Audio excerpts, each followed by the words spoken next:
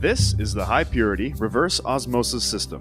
Commonly called the RO, it is a fully automated process with automatic controls and alarm system. An RO water system includes pre-filtration for particulate matter and chlorine reduction with carbon treatment. So, what is reverse osmosis? To best understand reverse osmosis, let's first look at normal osmosis. To illustrate, imagine a semi-permeable membrane with fresh water on one side and concentrated solution on the other, such as salt water. If normal osmosis takes place, the fresh water will pass through the membrane to dilute the concentrated solution. In reverse osmosis, pressure is exerted on the side with the concentrated solution to force the water molecules through the membrane to the freshwater side. This retains the salt to give us salt-free water. Particulate filtration at 5 microns is the first step in the treatment process.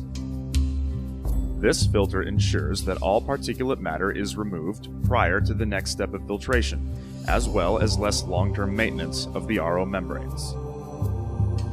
Reverse osmosis is sensitive to oxidizers such as chlorine, typically found in all city water sources.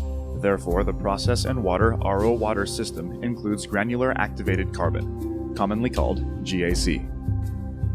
The GAC is an absorbent and will reduce the levels of chlorine being sent to the RO membranes. The effluent of the carbon column passes through a higher micron capture filter to capture any carbon fines that may have been released from the vessel.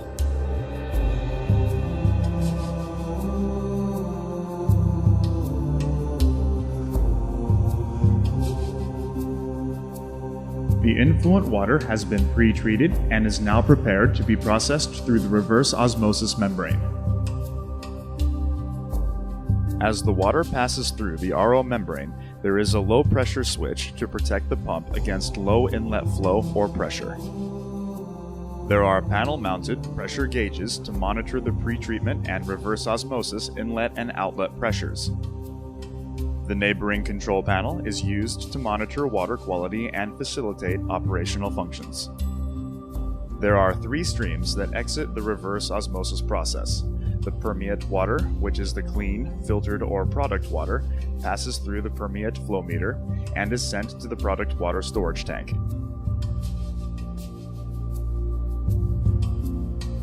At higher salt levels, the concentrate is sent to sanitary sewer, or in some cases non-critical locations for reuse, also known as gray water recycle. In higher water recovery applications, a small percentage of the concentrate water is sent back to the inlet of the RO membrane for recycle. The salt removal reverse osmosis step is complete and the filtered water is stored for distribution and use.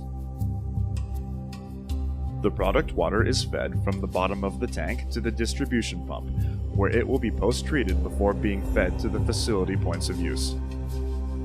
The clean water low in salts, typically stored for a period of time, is a target for bacterial growth. Therefore, the process and water system includes a germicidal ultraviolet disinfection unit for bacteria control. Germicidal UVC light deactivates the DNA of bacteria, viruses, and other pathogens, and thus destroys their ability to multiply, which is critical in any process and lab use environment of RO product water.